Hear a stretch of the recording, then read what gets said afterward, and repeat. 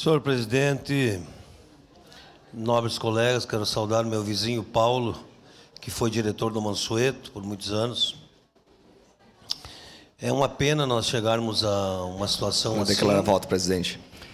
Considerando que o município, nos últimos anos, começando nos 4 anos do Guerra, não construiu escolas de educação infantil. No governo Alcê foram construídas 10 escolas infantis. Nos últimos anos, o quê? 2, 3 escolas. Nós compreendemos que o gargalo, que está chegando muitas famílias de fora, continuam chegando. Tem escolas com 20% já de estrangeiros. Nós compreendemos. Agora, faço minhas palavras do ex-secretário de Educação, Edson da Rosa.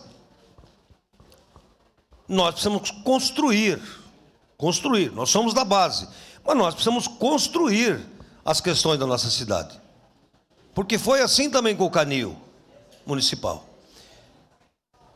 Então, eu tenho muitas respostas que preciso dar para aquela comunidade da região norte. Tancredo Neves, José Bonifácio, Luísa Morelli. Então, senhor presidente, na legislatura passada, eu questionava de que a PPP da educação infantil deveria vir por primeiro. Deveria vir por primeiro. Tenho certeza que vai resolver o problema, mas é no futuro. Então, nós temos um compromisso com os alunos que estão aqui, com os pais, com a sociedade, de achar o melhor caminho.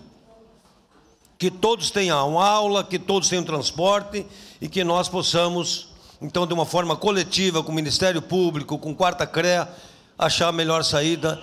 E eu votarei sim, senhor presidente. Obrigado. Declarar voto, presidente. Eu quero